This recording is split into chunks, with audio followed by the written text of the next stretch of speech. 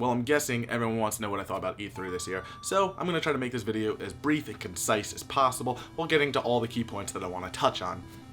First off, let's start with Microsoft. I thought their press conference was very, very, very strong. Okay, but maybe that's a few too many varies. I thought it was strong. I thought it was a very well done performance. It was just games after games after games. First, they started off multi-platform, and then as the conference went on, they started to shift from multi-platform to more multi-platform with stuff exclusive to Xbox. Then they started to shift, and then game after game after game popped up with a little title at the bottom that said only on Xbox, only on Xbox One, only on Xbox and PC. I particularly like that last one because I'm still not completely sold on the Xbox One, especially because of the whole power issue it has going. Power by comparison to PS4, I mean. But the whole thing is, I don't know, I'm not completely sold on it. Though what I will say, the biggest surprise of the show for me was that they managed to get Insomniac to jump ship and make an exclusive Xbox title that looks pretty good. I mean, Insomniac's been on the Sony club ever since the mid-90s with Spyro and the Ratchet and Clank games, so to see them jump ship like that was a real shock, and a lot of PlayStation fans feel betrayed because of it, but hey, that's business. Overall though, Microsoft's conference was really good, but what particularly irked me is Project Spark. It was another, I wasn't particularly caring for it at first because the create your own world type thing doesn't really appeal to me anymore, and I really stopped caring about all those kinds of games ever since Minecraft I lost interest in it about 4 years ago. So that's my thoughts on that. And then they had the audacity to come out and tease us with Conquer and say, hey, why don't you make your own fucking Conquer game? Well, fuck you, Microsoft. You make your game. Anyway, moving on to the Sony side of things, I didn't think they had a strong enough showing this year, which is sad because I really like Sony and I like seeing them do well, but from an unbiased perspective, I really don't think they did that well by comparison to Microsoft this year. I mean, yeah, they have GTA 5. That was a bit of a surprise that you can actually transfer your 360 save and your 360 data to a PS4. That was surprising. But who's to say it doesn't work the other way? It probably could and does. Though personally, I will be getting the PC version of the game because it's PC, and I didn't spend that much money on a PC to not use it.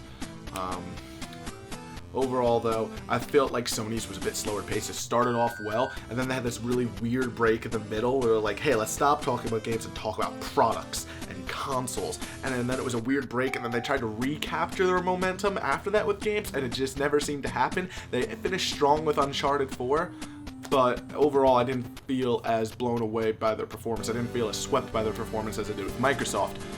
Though what was really odd about Sony's conference, I thought, was the Last of Us trailer. I didn't finish The Last of Us yet, and the trailer happens, and I'm like, holy shit, fuck you, Sony. Oh my god, if you didn't see that trailer and didn't finish The Last of Us, don't, because it is a spoiler graveyard. Jeez. So that was annoying, to say the least. And the biggest disappointment, I think, is that everyone was really expecting The Last Guardian for some reason, and it never showed up. So that's a bit sad. It is still coming, though. They've confirmed it multiple times that The Last Guardian is still coming. We'll probably see it, if not at TGS, we'll probably see it at E3 next year. But this game better be freaking immaculate by this point because of how long it's taken to dev it. It's been almost a decade now. I think like 2 years short of a decade, so like 8 years or so now. And it's getting absolutely ridiculous at this point. But I felt the real losers of the show and people who are really mad and have a right to be mad about the show is anyone who bought this thing. Vita was incredibly absent from their show. Everyone was very, very disappointed. They didn't even have a sizzle reel during the show, and they just released it on YouTube later, or at least I missed the sizzle reel if there was one, and there was no real substance to Vita. There was nothing that made you want to get it. I saw a lot of people leaving comments saying, hey, I bought the Vita for Monster Hunter, and I want my Monster Hunter. Well, if you did that, you're just stupid, because Monster Hunter's been with Nintendo's camp for a bit now, so it was kind of obvious that was going to happen. Anyway, I mean, if you bought this a Vita, you have a reason to feel let down and betrayed because, I mean, they even went into the new console and they're like, oh, Vita TV's finally coming? Fuck yeah. No, we're calling it PlayStation TV now because the emphasis is off of Vita, and this disappointed a lot of people. what I find really odd about PlayStation TV is that it doesn't support all Vita games. So is it not really a Vita? What really is it? It's kind of like a set-top box, so you can play your PS4 in another room and have access to PS Now. I have access to the PS Now beta, though I'm really unimpressed with it because it's all sort of out of... I haven't had a good experience with it so far because the lag issue is just too high. And I have 20 down, 20 up internet, so it really shouldn't happen when they said the requirement is 5 down, 5 up. So it's annoying at this point. Then, on top of all of that, to add even more insult to injury, there was the whole Final Fantasy Type 0 debacle. For those of you who don't know, Final Fantasy Type 0 was a PSP Japan-only game, and US fans have been clamoring for it to come to either the Vita or the PSP. And then it finally happens. They announce Final Fantasy Type 0 is coming to the Vita. Everyone freaks out. 10 minutes later, turns out it was a typo, and it's just being remade for the PS4, and fans are absolutely furious now, because not to mention it was only a PSP game, and they're remaking it for PS4, and then Sony's like, well, you can do it on remote play, and really they're just, they dug their own grave for this one, so it's a little bit of a silly situation, and people are really upset about it.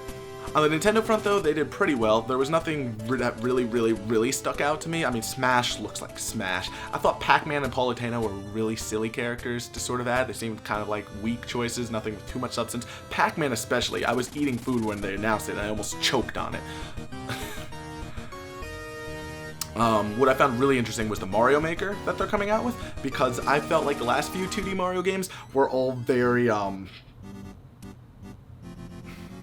felt that the last few 2D Mario games were all very derivative of each other, and they never really brought anything new to the table. So the fact that they made a Mario Maker where you can actually make these, it makes me feel like it's the internal tool that they were probably using to make all these games, plus or minus a few power-ups. So now I'm thinking, it's like, well, their next 2D Mario game is going to have to really step up the bar if it wants to separate itself from something that could just be made in Mario Maker. So it's definitely a bold move, to be honest. Platoon and the other project stuff that they announced, I mean, they look fun, but they look silly also. Fuck the fact that they didn't announce Mario Party 10, because now next year's Mario Party Marathon is going to suck even more. Because they kept the exact same system from Mario Party 9, and I really didn't like that at all. But what really got me excited is the fact that they showed some footage, very little, but something from a new Zelda Wii U game, and it looks very interesting. What's interesting is they never confirmed that the character they show in the trailer is actually Link, and they specifically said that, which is leading people to think, oh, what the hell is going on here?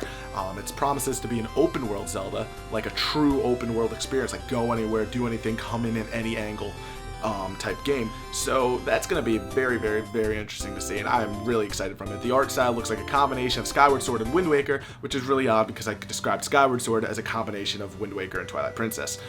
So it looks like we're almost heading even more into the Wind Waker direction, but not like full-on Toon Link again. It's really odd, really cool. I'm really excited for it. And then there's Hyrule Warriors, which I don't really care all that much about because I'm not really a Dynasty Warriors type guy, so I really don't care all that much about that. Maybe I'll give it a look at, who knows. Anyway, those are my thoughts on E3. I don't really pick winners or losers for this type of thing because, I mean, all in all, we're all just looking at games in general, and I'm just letting you know what I thought was cool and what sucked. But if there was any loser, it was definitely anyone who bought one of these. I've been Matt Golds from GamersCast, and I'll catch you guys next time.